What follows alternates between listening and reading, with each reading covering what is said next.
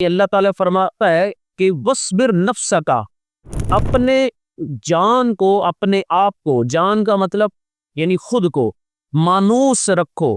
مانوس ہونے کا مطلب ہوتا ہے دل لگ جانا، عادت پڑ جانا۔ جیسا کہ اللہ معاف کرے، آج کل ایک عادت پڑ گئی ہے خاص طور پر نوجوانوں کو موبائل کی۔ وہ ایک مرتبہ پکڑ لے، اس کے بعد پھر یہ گھنٹے گزر جاتے ہیں، گھنٹوں، پتہ ہی نہیں چلتا وقت کا۔ یہ ہوتا ہے مانوس ہونا، یہ ہے کسی چیز کی عادت پڑ لانا کہ پھر اتنا مگن ہو جائے بندہ، اس کو احساس ہی نہ ہو کتنا وقت گزر گیا۔ اب اللہ فرماتا ہے کہ اپنے آپ کو مانوس رکھو، کس کے ساتھ؟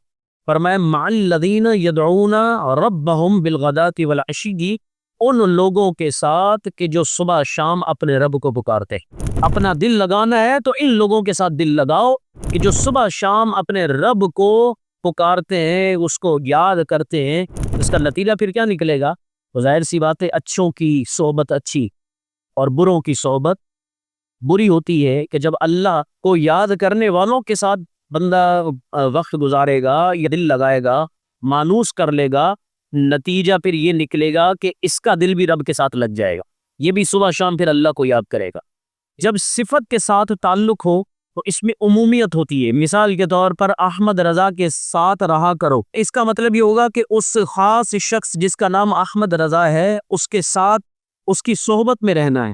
اور اگر یہ کہا جائے علم والے کے ساتھ رہا کرو، تو اب یہ کسی خاص شخص کی بات نہیں ہو رہی، جس کے اندر یہ وصف، یہ صفت پائی جائے گی، پھر اس کے ساتھ رہنا مراد ہوگا۔ کہ جو صاحب علم ہو، چاہے وہ دارالفتاء میں بیٹھنے والے کوئی مفتی صاحب ہو، یا کوئی پڑھانے والے ہیں، درس و تدریس کرنے والے ہوں، محلے میں رہتے ہوں، یہ صاحب علم جہاں ملے گا اس کی صحبت میں رہنے کا حکم ہے۔ اب اللہ تبارک و تعالیٰ نے صفت ذکر فرمائی کہ تم اپنے آپ کو مانوس رکھو، کن کے ساتھ؟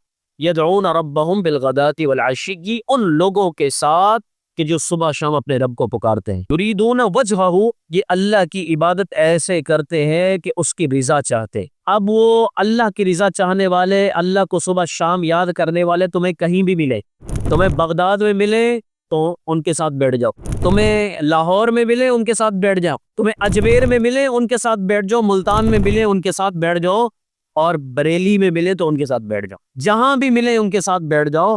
اللہ والوں کی صحبت میں رہو گے تو پھر اس کا نتیجہ یہ ہوگا کہ تمہاری آخرت سنور جائے گی، اور تم جو ہے نا صبح شام اللہ کا ذکر کرنے والوں میں شامل ہو جاؤ گے۔